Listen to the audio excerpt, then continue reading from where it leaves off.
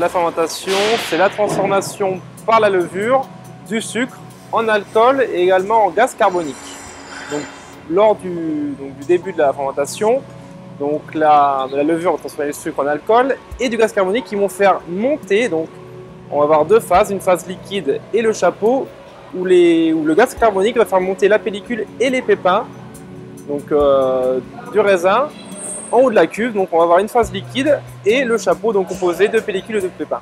Et donc là à ce moment-là on va faire des remontages, c'est tout simplement renvoyer du vin sur ce chapeau pour pouvoir extraire donc simplement les composés phénoliques donc, de ce chapeau, de ces pellicules et de ces pépins. 5 à 6 jours en fonction du millésime, du taux d'alcool, du taux de sucre du raisin, du mou. Voilà.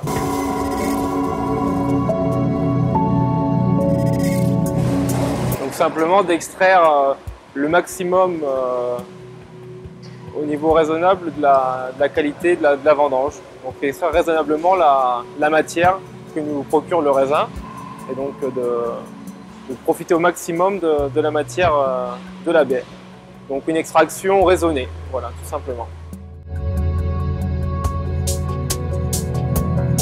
Les remontages s'étalent donc en 3 fois sur la journée, le matin, le midi et le soir, donc en fonction de l'avancée de la fermentation alcoolique et en fonction de la qualité donc, du raisin, en fonction de l'âge de la vigne, de la qualité du raisin et son potentiel. Donc, sur des parcelles plus jeunes, et donc on va extraire un minimum, un peu moins de tanin et d'anthocyane puisque la capacité, la force du raisin est un peu plus faible. Et par contre sur des raisins un peu plus matures, sur des vignes un peu plus vieilles, on va donc pousser un peu plus les extractions, avoir un peu plus de remontage, donc sur une période un peu plus longue.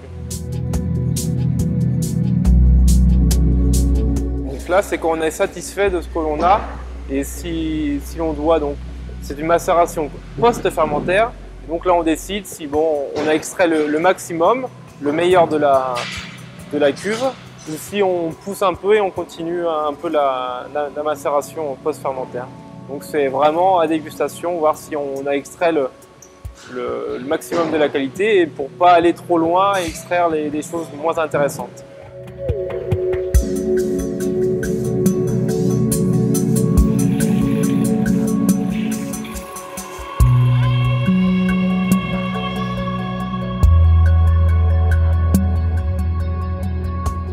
Très important dans l'assemblage puisqu'il est donc c'est la presse donc, du chapeau.